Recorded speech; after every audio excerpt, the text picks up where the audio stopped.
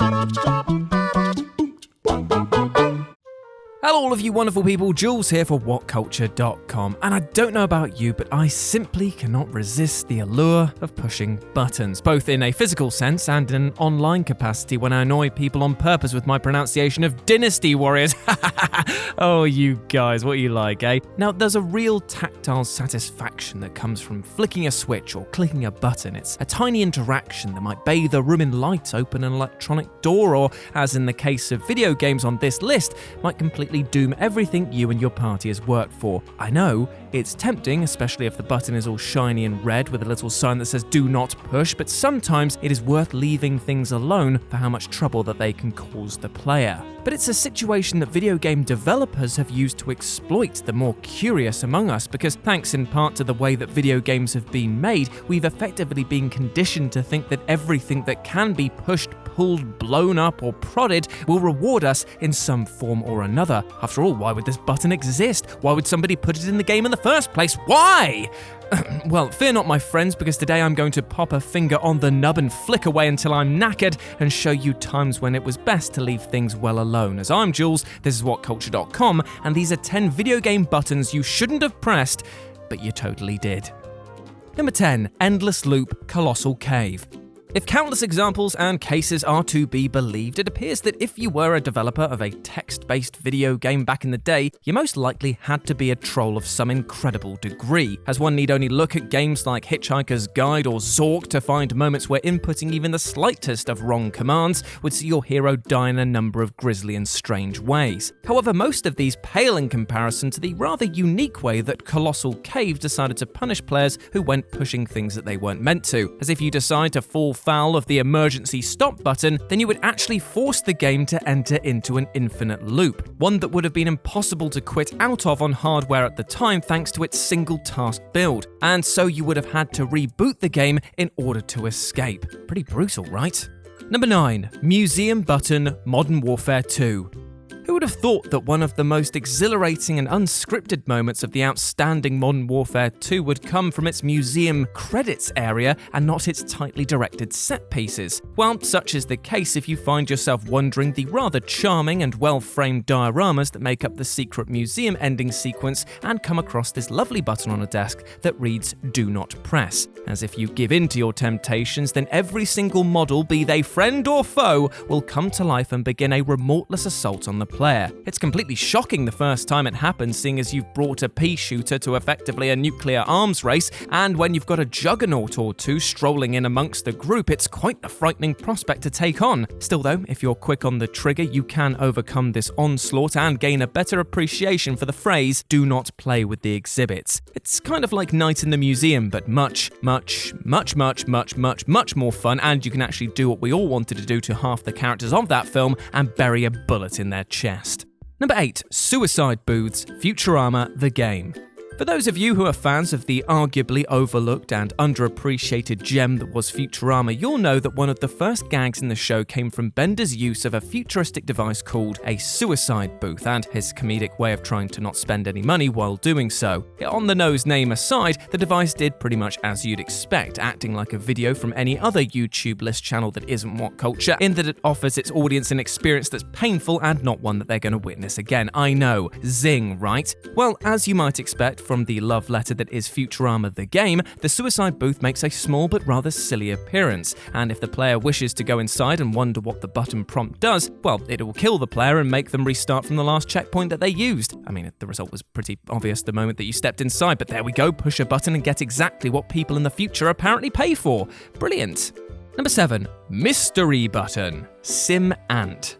There have been a lot of strange simulation games on the market of late, from PC building simulators to bee simulators, all the way to living the dream of dreams that is being a YouTuber. I'll spare you the rigors on that one. The experience boils down to stress, creative black holes, and just enough money to buy discount hummus if you're lucky. Then there's Sim Ant, a game which came from the creators of the Sim series Maxis, which puts you in the 6 wiggly boots of an ant as you attempted to build the best colony you could. Yet the life of an ant is not an easy one, as you have to contend with with others for resources, and even come face to face with a spider, which is just absolutely terrifying. However, in amongst all the buttons and measuring tools that you have at your disposal, there was also an unmarked button which seemingly is completely harmless at first, but press it enough times and you'll be in for a world of strange events. The button would randomly affect the game in numerous ways that ranged from playing sound effects, spouting random ant trivia, but more worryingly could make the spider shoot lasers from its eyes. That is not a sight that anyone needed to see, let me tell you, and will make you regret instantly messing around with this beautifully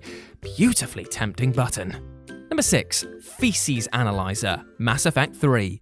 As if to prove that not all button-based bashing ends in complete annihilation, here's a funny aside that you can access in Mass Effect 3. Now, this is a series that is known for its choices, allowing you to shape your own personal space opera, decide the fate of entire races, and then have it all boiled down to 3 colours come the trilogy's end. But we're not going to talk about that today. Instead, we're going to be talking about a different kind of shit, this time in the form of a button that you can mash all to hell that is found on the Solarian homeworld of Surkesh. Pressing it a few times will seemingly do nothing but annoy the Solarian scientists working near it. But then again, thinking about it, surely it would be wise to leave this alone, right? I mean, after all, this is a group that's managed to engineer a virus which makes other races infertile, so who knows what you might be doing by pressing that button willy-nilly? Well, should you act with complete disregard for the well-being of others and annoy the scientist further, you'll be rewarded with the knowledge that this was in fact a fecal analyzer that you were messing around with. Oh, brilliant. Just make sure you wash your hands after pressing this one. Number 5. Escape Pod Space Quest 1. Working for Sierra must have been a brilliant bit of fun back in the day, as not only would you be working on some of the best point-and-click adventure games on the market, but you'd also be able to pepper these adventures with a liberal dose of comedy in the form of humorous and quite often brutal deaths that the player could accidentally trigger. One such fate comes at the expense of pressing a button that should never be pushed under any circumstances, and it can be found in the escape pod early on in the game. Well, with a name like that, how can you possibly say no? Giving in to your curiosity will actually see you flung not only into the past, but also an entirely different Sierra game, which the game gleefully points out as you lay dying in the shadow of Nottingham Castle. The title in question is none other than Conquests of the Longbow, The Legend of Robin Hood, in case you were wondering, and to be honest, there are worse ways to go out. Still, maybe avoid this button next time and keep the action confined to your own timeline, okay? Number 4. The Spy Who Dumped Me, Grand Theft Auto 5. One of the best things about the GTA series is that thanks to the presentation of its mission structures and the fact that there are so many NPC moving parts in the games, spontaneity and non-scripted action is never far away. Now, fans of the game will also know that Rockstar isn't one to shy away from comedy either, with their characters and set pieces routinely taking a tongue-in-cheek jab at celebrities and figures of authority. Therefore, it's almost a brilliant combination when in GTA 5, after stealing a car that might as well have just been ripped straight from the James Bond movies, you're given the option to push all manner of buttons, which really spikes for those trying to pursue you, and unfortunately for your passenger, an ejector seat. Now, you don't need to press the button, but should you grow tired of the actress who is sharing and complaining very loudly in the car with you, you can eject her several feet into the air and speed off. Now, I'm not saying that this is a nice thing to do, but if you were, I don't know, to say use the ejector seat as you were going under a bridge, then who knows what might happen or how long you'll need to pause the game to control your laughing fit. That's on you to find out. Number 3. Wasteland 2's Big Red Button.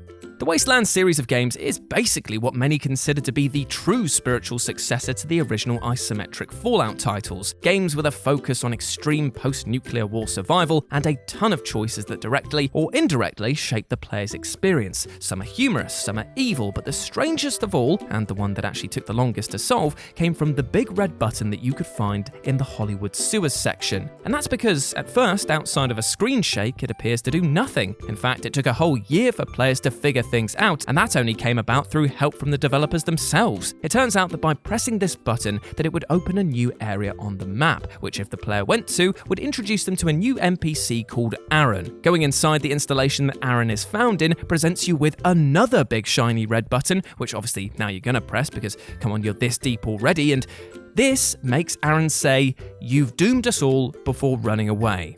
Oh, okay.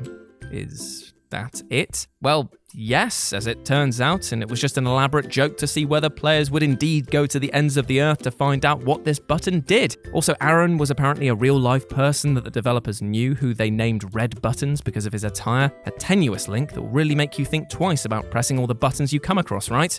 Number 2, BLASTO's double cross button. If you're not familiar with BLASTO, a sci-fi game that came out for the PS1, then I don't blame you, as it completely flew under my radar as well. And when I look at its tank control 3D platforming with levels that feel about as complete as my hairline, I do not feel like I've missed out that much. However, it turns out that in this game, which focuses on this blimp of a hero's quest to rescue all the space babes that he can from an evil alien overlord, there exists a rather clever inversion of player expectation. First, you get the setup, a button that reads very clearly, "Do not push," and if the player does, we'll actually see them burn to a crisp. Seems pretty fair, right? I mean, the game did warn you after all. However, later on, there exists another of these buttons which, if you choose to engage with, sees you actually rewarded for your troubles. Isn't that nice? It nearly makes up for destroying me earlier, but nowhere near makes up for how this game controls. Jesus, it's bad. And number 1, caught in the web, Thief 2: The Metal Age. Now, becoming a master thief is always something that's appealed to me as a kid. I mean, sneaking into the houses of the rich, swiping their gold and spreading it amongst the poor seemed like a really fun lifestyle to live, doesn't it? I mean, oh well, it's a shame that the closest I ever got to it was sneaking out of your mum's house after spreading her money sacks, isn't it? And yes, that was my unfulfilled life of a 1 per list. However, at least the Thief games have always been there to be a brilliant way for people to live out their sneak and stealth life fantasies. And let me just state this clearly right now, these games are bloody hard. Guards will sometimes pinpoint your location from a mile away. You might find yourself cornered if you didn't memorize the map and so on. And even when the game is trying to teach the player a lesson, it doesn't do things gently. Take, for example, an encounter found within Thief 2: The Metal Age, in which you come across this button labeled "Do not push this button." If you do so happen to go against the express and clear command, then you'll be rewarded with 2 massive spiders who will begin to turn you into lunch. Now, I'm not saying that this isn't entirely our fault, because after all, we did press the button, but surely there is a better method for teaching players to actually think about their actions, right? Jeez. And there we go, those were 10 video game buttons you totally shouldn't have pressed, but you did, you naughty naughties. Now, I know that we spoke today a lot about buttons being pressed, and you know what? It's very easy for our buttons to be pressed by other people online or in our actual physical vicinity. But you know what? Sometimes it is okay to take a step back from all of this and take a break. Please do that for yourself. It is not worth carrying around a ton of anger, because you know what? It's unbelievably tiring. And if you're feeling frustrated about things, then please reach out and speak to someone, because you will be surprised at how much people actually care. You don't need to carry all of this burden on your own, is what I'm trying to say. I hope you have a great day, whatever you get up to. Go out there and absolutely smash it. As always, I've been Jules. You can go follow me at RetroJ over on Twitter. And if you want to try something else, then why not check out my new board game channel, which is called Live and Let's Dice. It's all one word. You can find it here on YouTube. You have been awesome. Never forget that. And I'll speak to you soon. Bye.